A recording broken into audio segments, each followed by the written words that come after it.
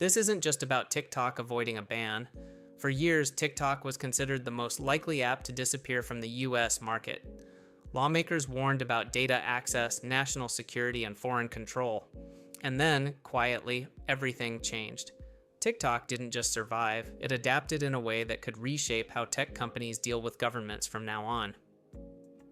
Why TikTok was actually in danger. For a long time, the threat of a TikTok ban wasn't hypothetical. US lawmakers passed legislation that targeted apps controlled by foreign adversaries. TikTok, owned by ByteDance, was at the center of that discussion. According to publicly available reporting, the concern wasn't just about user data, it was about control. Who controls the platform, who controls the algorithm, and who ultimately answers to whom? This wasn't a public relations issue, it was an existential one. At one point, a full shutdown of TikTok in the US became a real possibility, and that's where the story usually ends in most headlines, but that's not what matters most. Because what saved TikTok wasn't lobbying, lawsuits, or public pressure, it was something far more strategic. The deal that changed everything. According to reporting from Reuters and AP News, TikTok reached an agreement to form a new US-based entity.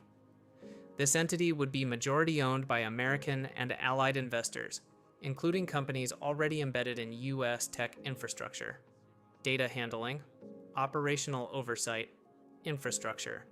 Everything that regulators were worried about, TikTok agreed to restructure. But here's the key point. This wasn't a clean victory for TikTok. It was a compromise. And compromises always have consequences. Because once a platform accepts this kind of oversight, it sets a precedent. What this really means for creators. For creators, the headline sounds reassuring.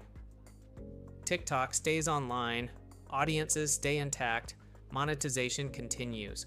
But under the surface, things shift. When platforms change ownership structures and governance, algorithms don't remain untouched forever. According to analysts quoted in multiple outlets, regulatory compliance often leads to changes in content moderation, recommendation systems, and data handling priorities. Not overnight, not dramatically, but gradually. And TikTok may not be the last platform forced to do this. The bigger tech pattern.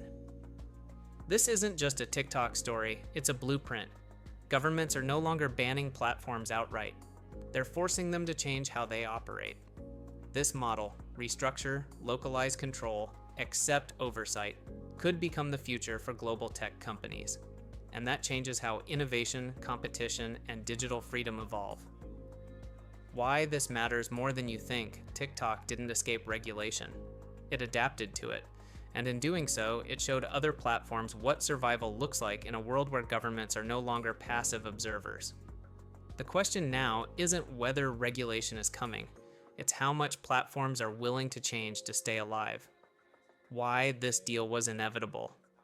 To understand why this outcome was almost unavoidable, you have to zoom out. Over the past few years, governments around the world have been shifting how they approach large technology platforms. Instead of reacting after problems appear, regulators are now trying to shape platforms before issues escalate. TikTok simply became the most visible test case. According to publicly available information and reporting, lawmakers weren't just focused on TikTok's popularity. They were focused on leverage. TikTok's massive user base gave governments a rare opportunity to force structural change. From a regulatory perspective, a forced sale or shutdown was never the ideal outcome. It would have triggered legal battles, user backlash, and long-term uncertainty. A negotiated restructuring, on the other hand, achieved something far more effective: influence without disruption. And once that door is opened, it doesn't close again. What changed inside TikTok? After the deal, public statements emphasized continuity. Same app, same experience, same creator ecosystem. But structural changes don't exist in isolation. When ownership, data oversight, and governance frameworks shift, internal decision-making changes as well. Not instantly, not publicly, but incrementally. According to analysts cited by Reuters and AP News, these types of deals often introduce new layers of compliance, auditing, and accountability. That affects how risks are evaluated, how features are prioritized, and how algorithms evolve over time. For users, this may not feel dramatic.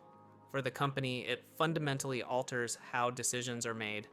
And TikTok isn't the only platform paying attention. The precedent. This sets for other platforms. What happened here sends a clear message to every global tech company operating across borders. If a platform becomes large enough, culturally, economically, or politically, governments will expect influence, not through bans, not through shutdowns, but through structure. Ownership models, data localization, infrastructure partnerships. These are becoming the new regulatory tools. This approach is quieter than outright bans, but far more sustainable from a government standpoint. And once companies accept this framework, it becomes the new normal, which raises a critical question. Is this the end of global platforms? For years, tech platforms sold the idea of being borderless. One app, one experience, one global algorithm. But deals like this challenge that idea.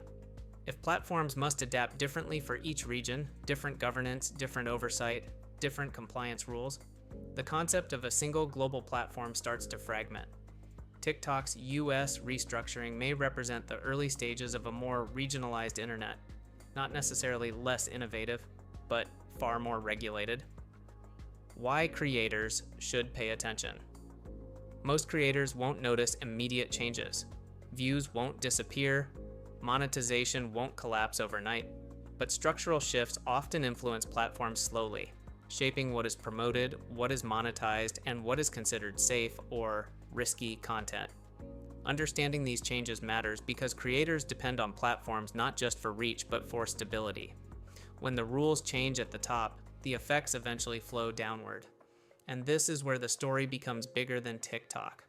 The bigger tech power shift. TikTok's situation reflects a broader transformation in the tech industry. Platforms are no longer negotiating from positions of unlimited leverage. Governments have learned that influence doesn't require bans, it requires access points. Infrastructure, data, ownership. This shift changes how tech companies plan expansion, manage risk, and evaluate growth markets. Survival now depends as much on political adaptability as technological innovation. What comes? Next, TikTok survived, but survival came at a cost, not a visible one, not a dramatic one, but a structural one, and other platforms are watching closely. The next company facing this pressure may not be a social media app, it could be a cloud provider, a messaging service, or an AI platform operating across borders. What matters is that the rules have changed. TikTok wasn't banned, but it wasn't untouched either. What happened here shows how modern tech companies survive regulatory pressure, not by fighting it, but by reshaping themselves around it. And as governments become more confident using this approach, the future of global tech platforms may look very different from what we're used to. The real question now isn't whether regulation is coming. It's how much platforms are willing to change to stay relevant,